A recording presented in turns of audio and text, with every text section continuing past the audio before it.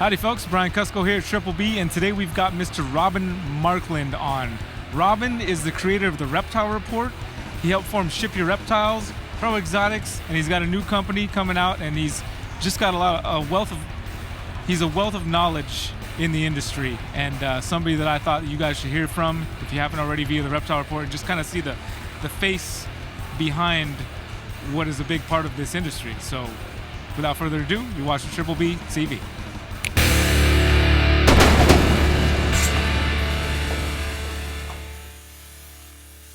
What this place has that no other real big show, like none of the NARBCs, like, and any other show for that matter, and it's simple, but it's aesthetic, it's the carpet. I'm telling you. It's not insignificant. It's not. No, because the hard floor show, it sets literally a foundation for a long, hard-ass day. Yes, it does. So yeah, the carpet actually makes a difference. It makes a huge difference. It makes you more comfortable. Yeah. But it makes you feel more homey instead of like just a Costco or something. Standing around a Costco. Yeah. And this show, I mean, it's been almost 2 years, feels like, since we've had a major industry show. And this one is the first one I've been to where it feels like we're back in the rhythm of doing shows, which is great because for long-timers, old-timers, it's a very familial cycle we do. Like, I've known a lot of these people for 25 plus years. And so you see them, like it's your family you see at shows. And that was gone for quite some COVID-y time. Yeah. So now that's back, and it's great to see folks, and people are relieved, and there's more weight off their shoulders because now we kind of have an idea of what's coming for the future and the new normal of, COVID-y times. But this is part of getting ourselves back to normal. Yeah, I feel 100% normal here.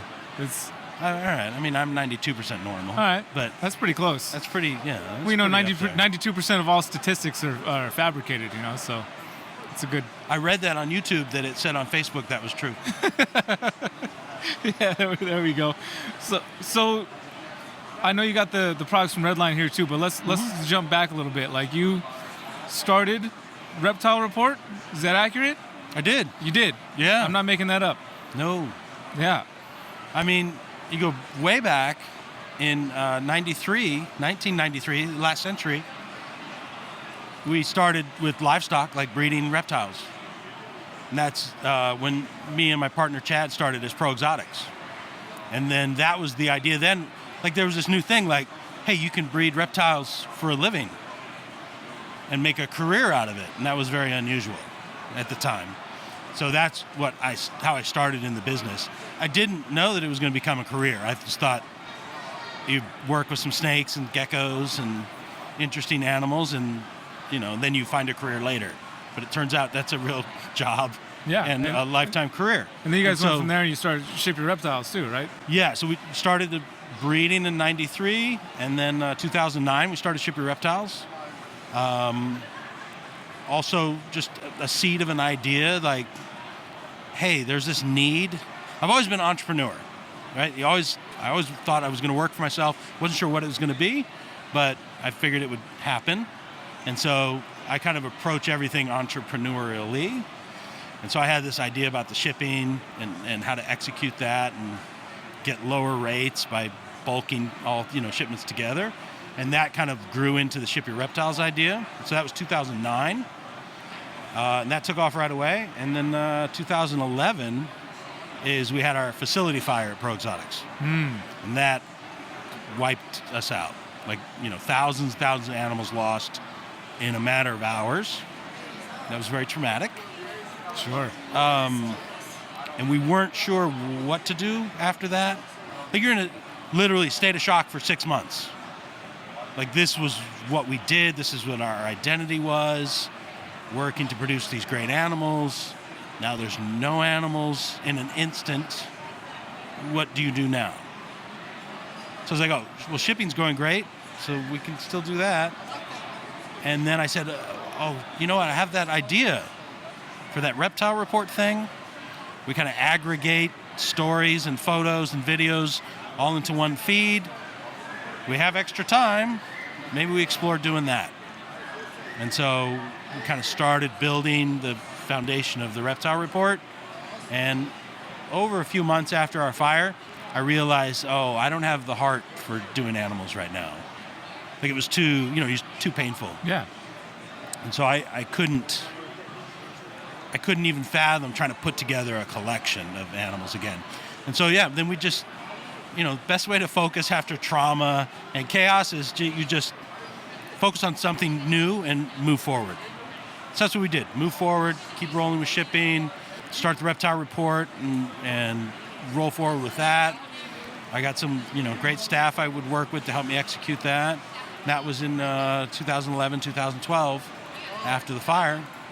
And so essentially my reptile journey was livestock to service on shipping to information on the Reptile Report.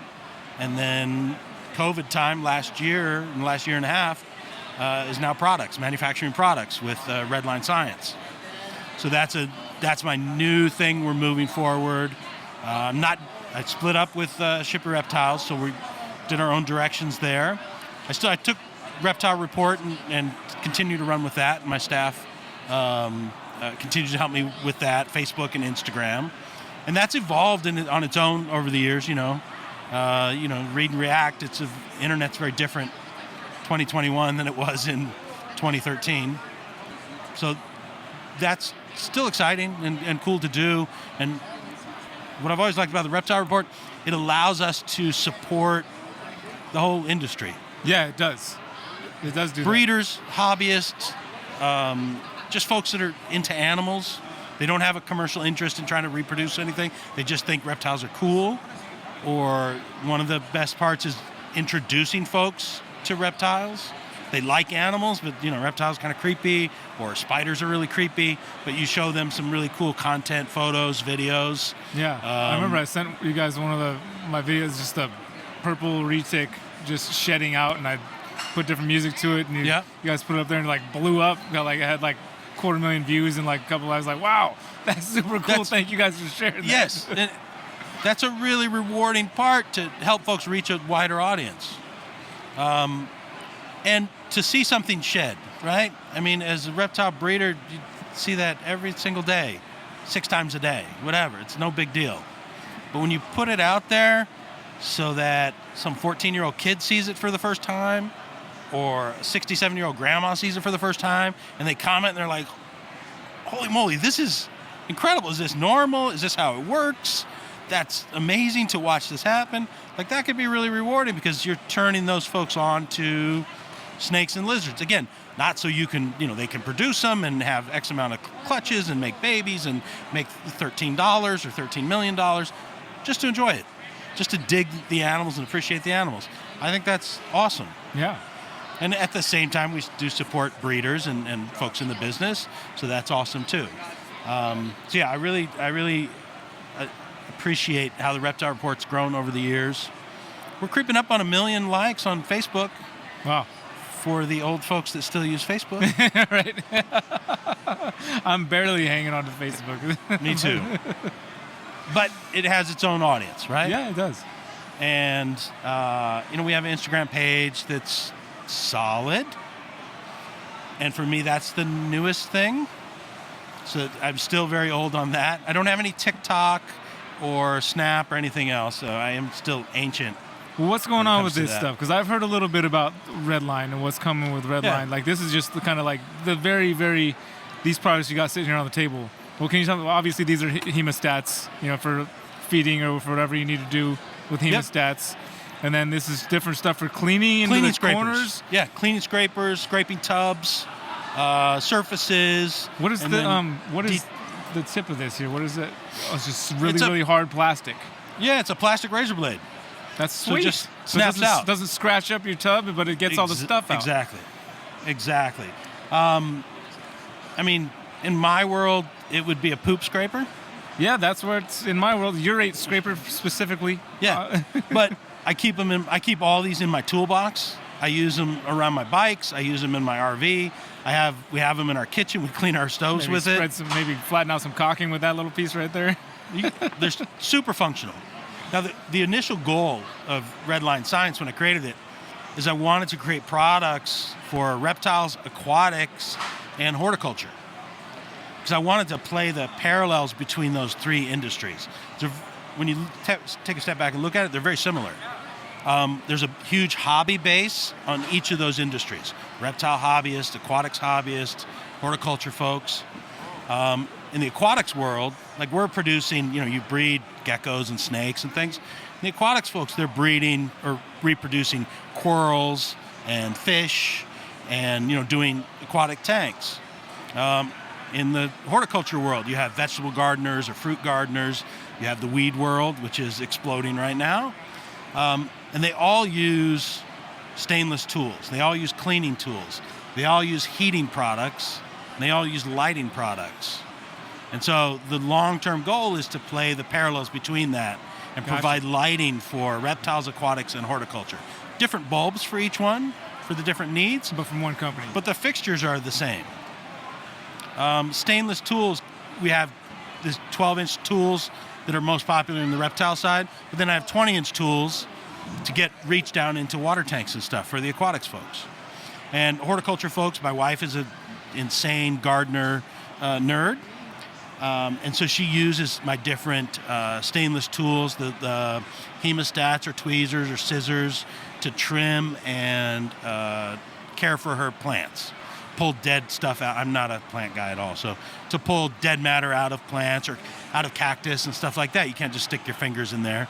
So she uses the stainless tools for that. And then we actually started a heat tape company, THG Heat, back in the early 2010s.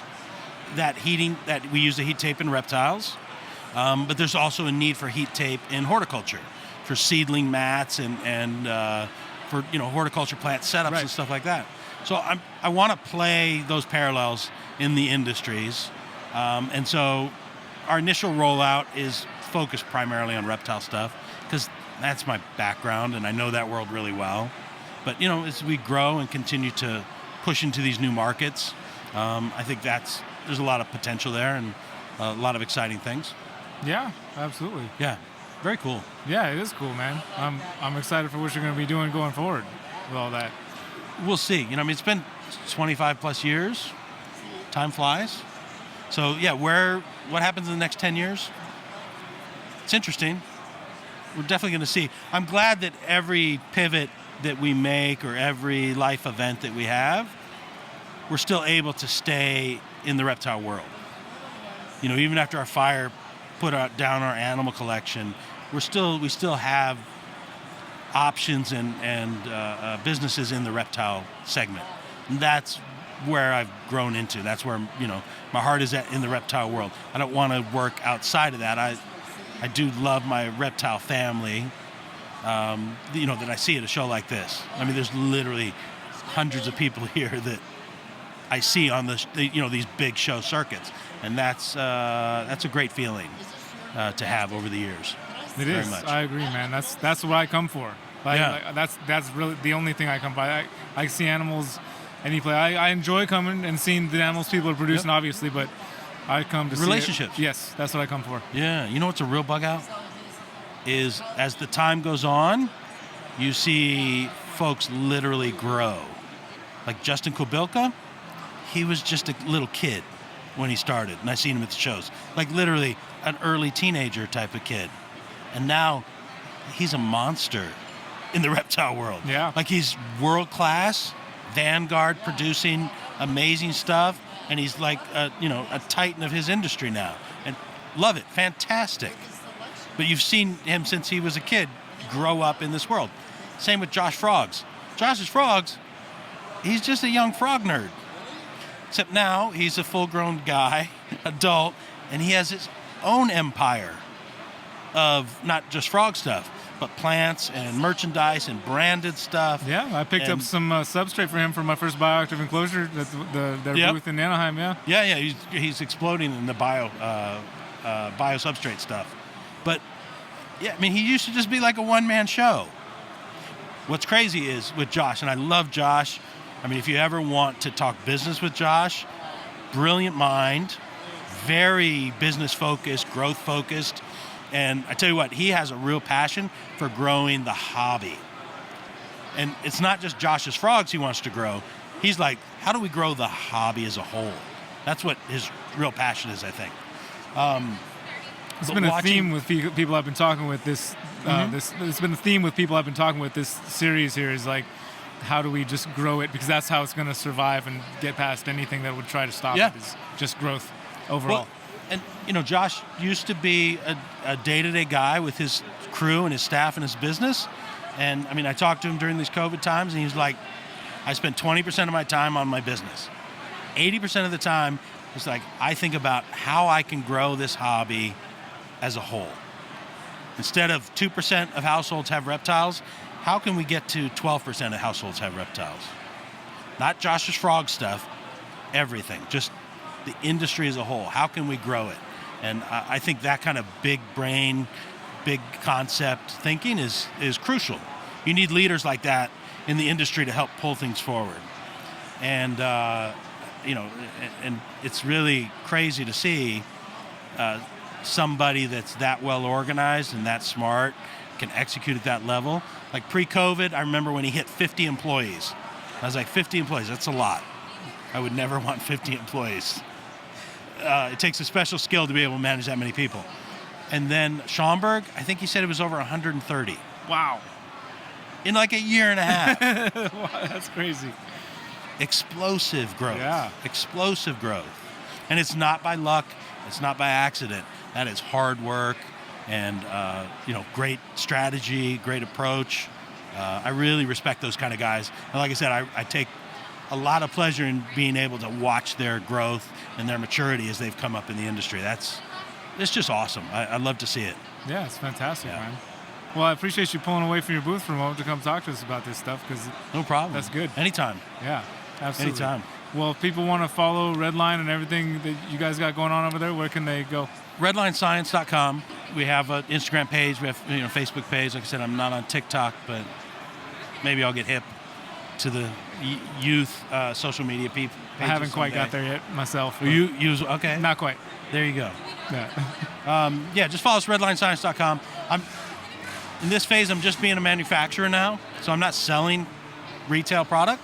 We sell through our dealers, so we sell through Triple L, we sell through Pangea, Reptile Basics. Reptichip took us on as they're distributing the product now through their network. I'm looking to support these other, these retail businesses in the reptile world, and hopefully just keep developing cool products. Cool, man. Yeah. Thanks again, Robin. I appreciate you, man. No problem, man. Have for a long time, so yeah. Thank you. Take care of yourself. Big thank you to Robin for coming on, and as we do with all of our guests tonight, we will be having a Zoom call. If you guys want to pick his brain on the Q&A, go down the link in the description below, and click on the link down there, and you can see how you can join us for those every week. And that's about it. We've got a lot more interviews coming your way, so thank you for staying tuned right here on Triple B TV. We'll see you next week. Y'all take care.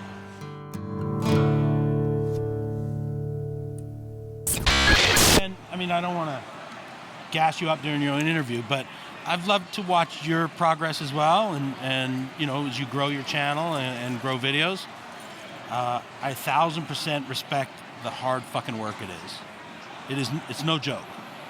There's not many folks that can execute what you're doing. I appreciate it. People take it for granted. Like, look, I could do my own goddamn YouTube show or whatever. You really can't. It's a lot fucking harder than you think to constantly have good content, consistency, have somebody be entertaining and interesting and engaging, and I think you do a great job. I appreciate that, Robin. Yeah. Thank you very much. Yeah, absolutely. Thanks for saying that, man. Yeah. Thanks for having me over. Yeah, of course. All right. Luckily, I enjoy what I do. I would have stopped a long time ago.